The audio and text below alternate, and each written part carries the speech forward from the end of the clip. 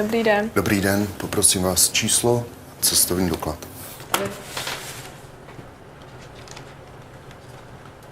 Co si přejete? Prosím vás, potřebuji získat trvalý pobyt. Dáte mi poukaz? Vaše údaje jsou v pořádku, budete muset dělat zkoušku z češtiny.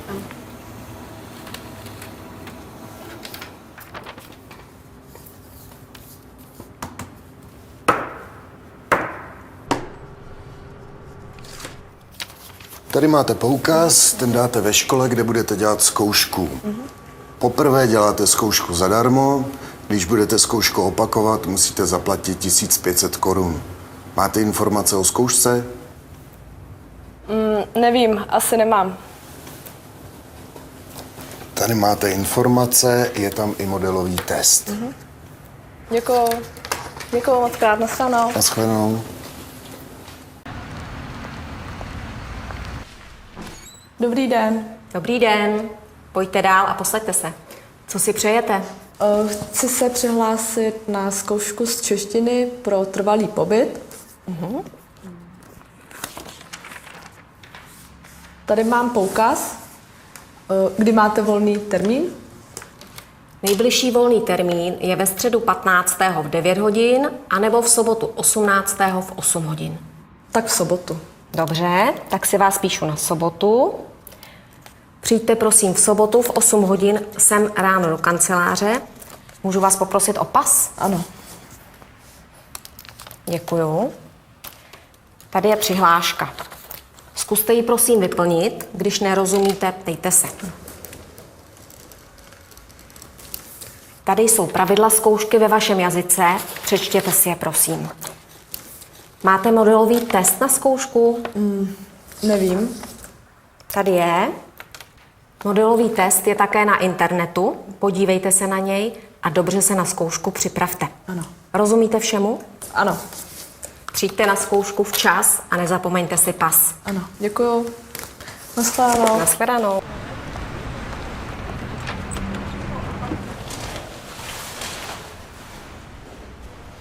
Dobrý den, předložte mi váš pas. Děkuju. V pořádku. Tady je prezenční listina. Podepište se tady dole u vašeho jména. Počkejte teď prosím chvíli na chodbě. Za chvíli spolu půjdeme do zkušební místnosti. Ano. Děkuju. Ukažte mi prosím váš pás. Děkuju. To je vaše karta s registračním číslem. Můžete do třídy. Další prosím. Dobrý den. Dobrý den. Vaši kartu s registračním číslem, prosím. Děkuju. Pojďte prosím za mnou. To je vaše karta s registračním číslem. Můžete dál. Další poprosím. Dobrý den. Dobrý den. Vaši kartu s registračním číslem, prosím. Děkuju. Pojďte prosím za mnou. Tady si dejte věci. Je na lavici vaše registrační číslo? Ano. Děkuji. Dobrý den, vítám vás v naší škole. Jmenuji se Tatiana Pokorná a organizuju dnes vaši písemnou zkoušku. Na tabuli vidíte program zkoušky. Vypněte si prosím mobily a všechny přístroje. Zkoušku budete psát propiskou. Špatné odpovědi můžete změnit takto. Na lavici máte pouze pas a kartu s registračním číslem. Pozor! Když píšete zkoušku, nemůžete se ptát. Když máte zdravotní problém nebo chcete odejít, nemluvte, pouze zvedněte ruku takto. Když odejdete ven ze třídy, vaše zkouška bohužel končí. Musíte potom dělat novou zkoušku. Při zkoušce nesmíte mluvit. Když budete mluvit s kamarádem nebo s kamarádkou, vezmu váš test a vaše zkouška také končí. Při zkoušce musí být ticho. Rozumíte? Slyšíte mě dobře? můžeme začít. Teď bude část čtení. Tady máte odpovědní listy.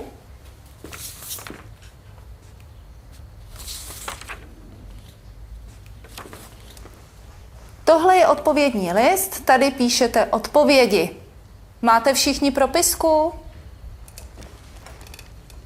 Je vaše číslo na stole stejné jako vaše číslo na papíře?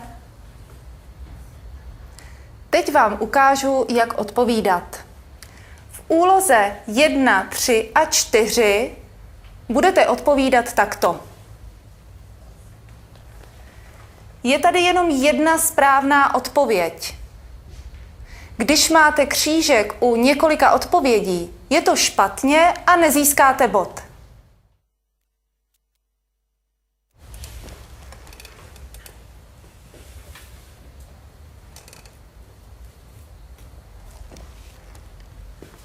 Co potřebujete? Můžu jít na záchod? Teď nemůžete nikam chodit, jinak vaše zkouška končí.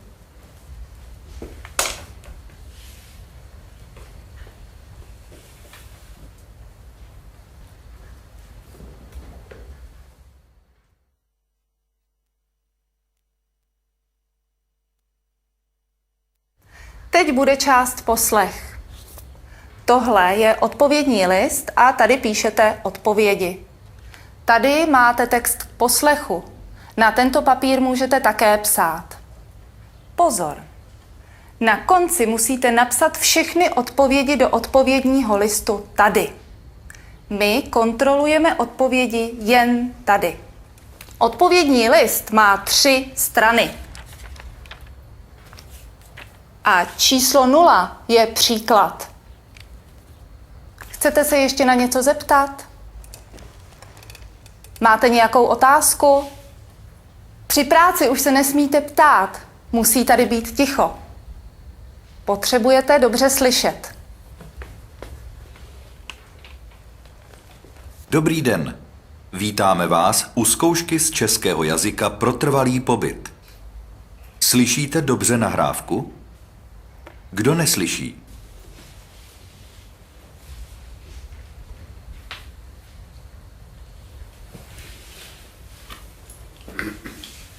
Úloha číslo 1. Poslechněte si 5 dialogů. Každý dialog uslyšíte 2krát.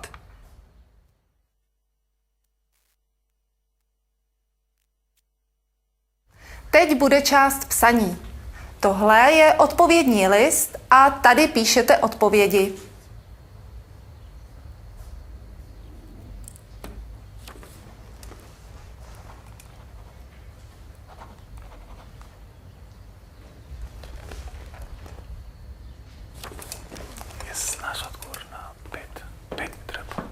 Nesmíte s nikým mluvit.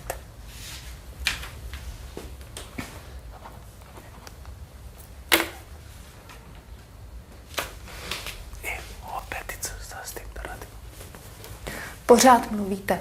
Říkala jsem, že nesmíte s nikým mluvit. Vaše zkouška bohužel končí. Jděte za organizátorem.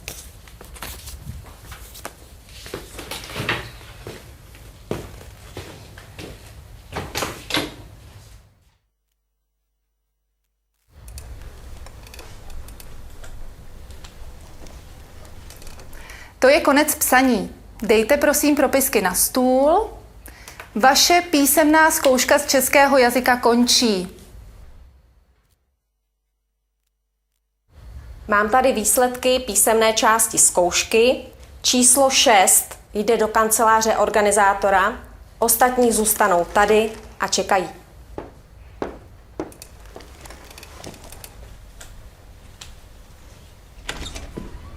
Pojďte dál a posaďte se, prosím.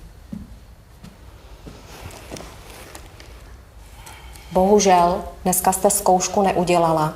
Můžete se přihlásit na další termín. Musíte ale zaplatit 1500 korun. Zkuste se lépe na zkoušku připravit. Dobře, děkuji vám moc.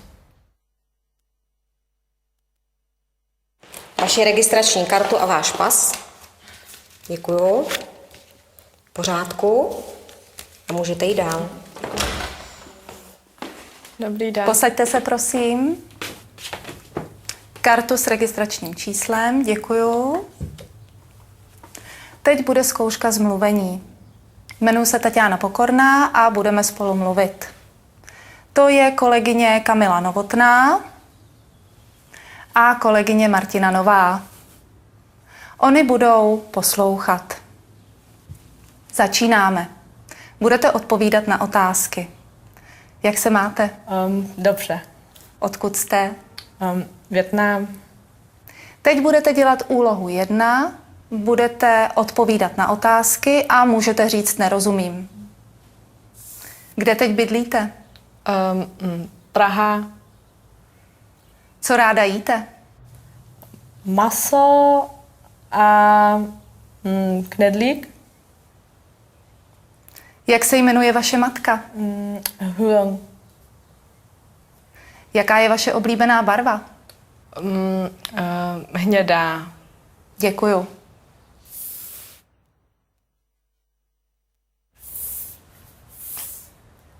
Teď budete dělat úlohu 5, budete dělat otázky a můžete říct nerozumím. Podívejte se na toto. Udělejte 3 otázky.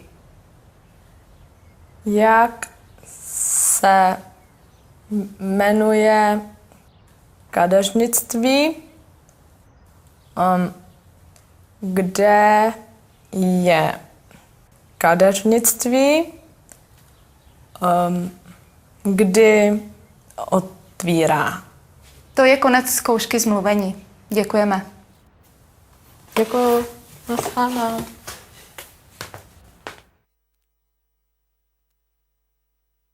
Dávejte prosím pozor. Máme pro vás výsledky celé zkoušky. Teď vám rozdáme osvědčení. Můžete pak jít domů. Gratulujeme. Paní Nguyen.